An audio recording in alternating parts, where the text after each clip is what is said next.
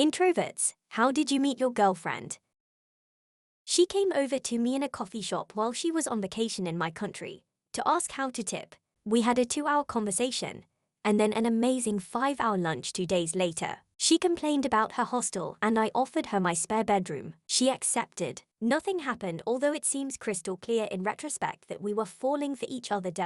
I didn't want to be douchey and make her feel uncomfortable under my roof, so putting the moves on her was not something I seriously considered. 2 nights later, I had to be gone for most of the night, on a work assignment, and I asked if she would please watch and walk my dog in my absence. I came home at 5 a.m. and was greeted by my suddenly very soft, very fluffy dog. She had somehow understood, "Will you please wash my dog?" and apparently didn't find that a strange request at all. The next evening, after we'd been talking over a bottle of wine for hours, it seems she'd had enough of my apparent indecisiveness, took the wine glass out of my hand, put it down, and leaned in for a kiss. That was 26 years ago. We've been married 23 years. On the Greyhound, during my time in the Army, I was stationed at Fort Eustis, VA. On my way home, Denver, Co. At the time for Christmas, I saw her sitting across from and slightly behind me. Honestly, I didn't pay much attention to her at first, but my buddy, seated next to her, did. After getting shot down repeatedly for a day and a half, he finally got off the bus. Shortly thereafter, she came over and sat next to me and we started talking. After that, we got split up, put on different buses, and I kicked myself for not getting her number. Then, when the bus stopped in St. Louis, there she was standing right there in the entrance, almost like she was waiting for me. If my bus had arrived 15 minutes later, I'd have never seen her again. Then I found out the bus to Denver was delayed due to snow and wasn't going anywhere for at least 2 days. She hurried over to the ticket counter and had my ticket changed to Des Moines, where she was going, so I wouldn't be trapped in St. Louis for 2 days. We spent the next 4 days getting to know each other. Then I continued home.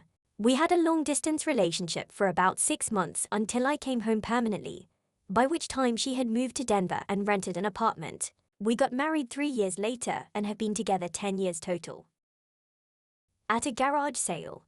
Well, technically my mom's garage sale. My father was a hoarder, but not of old newspapers or glass bottles or garbage.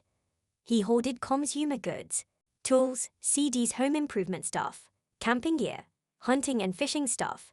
The man had piles and piles of it stuffed into his home, most of it pretty high quality, all bought on clearance. The old man was a sucker for a deal, even if he didn't have a use for it. After he passed away, it fell to us to figure out what to do with a stock of overstocked goods large enough to open a store. So we sold it at rock-bottom prices in the front yard, as is tradition.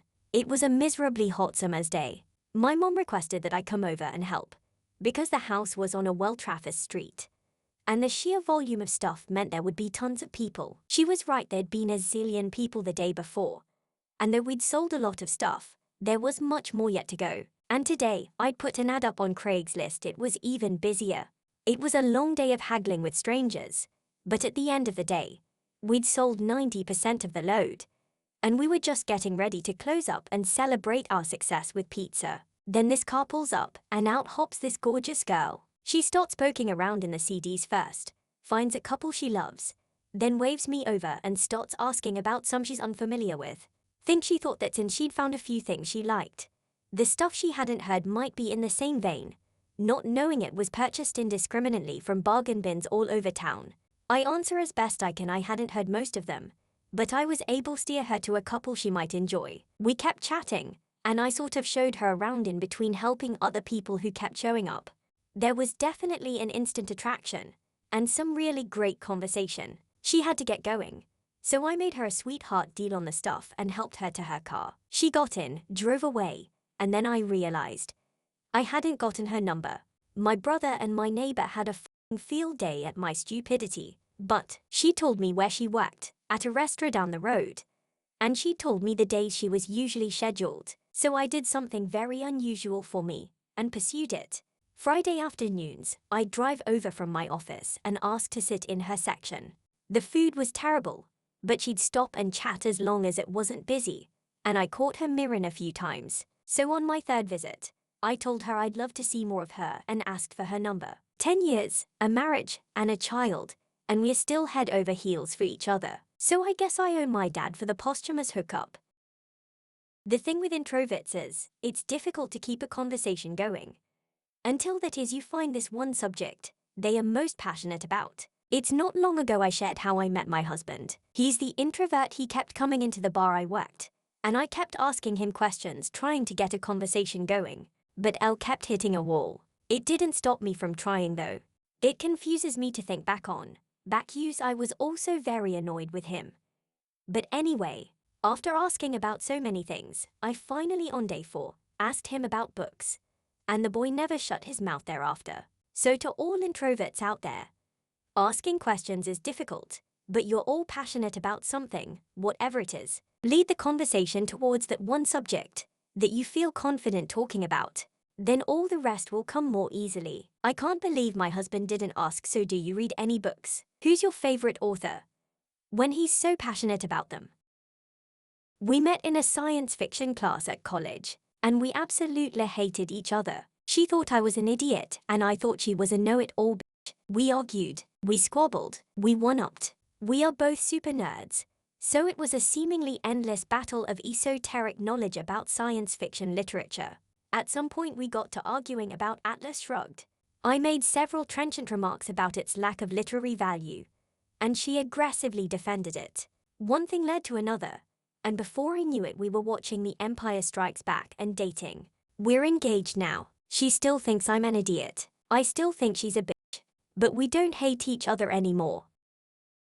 He was in the corner, drinking a bottle of water. I noticed him immediately, and I noticed him noticing me for the better part of an hour. I finally just walked up to him after I figured he was too shy to approach me.